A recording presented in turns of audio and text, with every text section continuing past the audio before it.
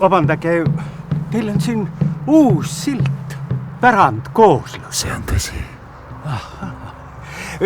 Vabandage, aga mida see pärandkooslus õieti tähendab?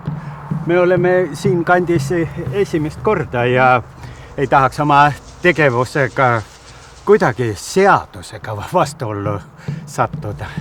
Mis see tähendab, jah?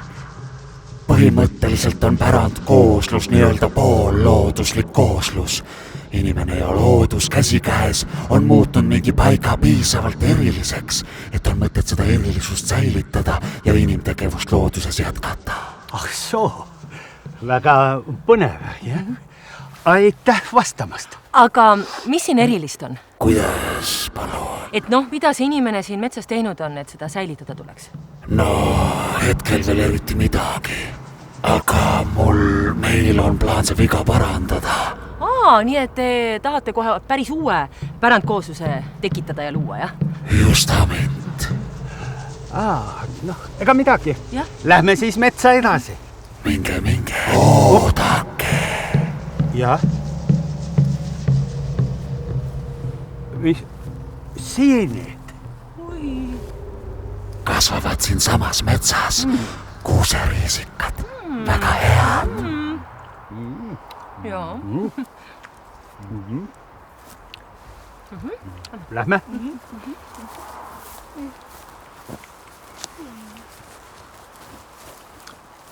Ma ei tea, mida me siin looduses nüüd tegema peaksime? Mis mõttes? Et siin pärandkooslus saaks tekkida. Selleks peaksime meie inimestena ju siin midagi tegema. No ma ei tea. Kuule, aga me unustasime küsida. Äkki...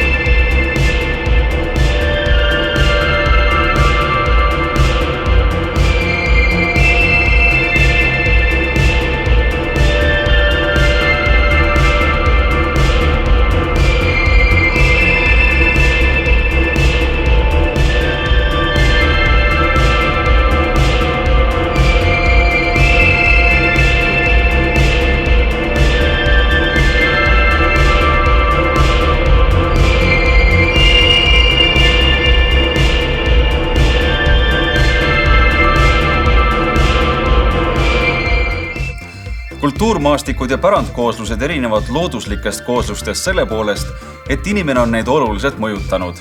Pärandkoosluste puhul piirdub mõju vaid majandamisega, näiteks rohttaimede niitmisega. Kultuurmaastiku puhul on inimene loodust tugevalt muutnud, enamasti kas kultuurilise või sotsiaalmajandusliku tähenduse tõttu. Säästvalt arendatud kultuurmaastikud ei oma pikaajalist ohtu loodusele, ent loodust liiga palju muutes võib tekkida probleeme. Rabast liigse turba eemaldamine on keskkonnale ohtlik, kuna rabad on erilise keskkonnatingimustega, elavad seal paljud looma, linnu ja taimeliigid, mida mujal ei ole. Võrreldes kultuurmaastikuga on pärandkooslused ehk poollooduslikud kooslused kujunenud mõõduka inimtegevuse tulemusena. Sinna alla käivad peamiselt pikaajaliste niitmiste või karjatamiste tõttu tekkinud alad. Peamine põhjus, miks pärandkooslusi kõrgelt hinnatakse, on nende suur liigirikkus. Eesti poollooduslikud kooslused on oluliseks kasvupaigaks ligi 700 taimeliigile. Ilma inimtegevuseta nad ei säili ja hooldamata poollooduslikud alad võsastuvad ning siis muutub ka liigiline koosseis ja liigirikkus väheneb.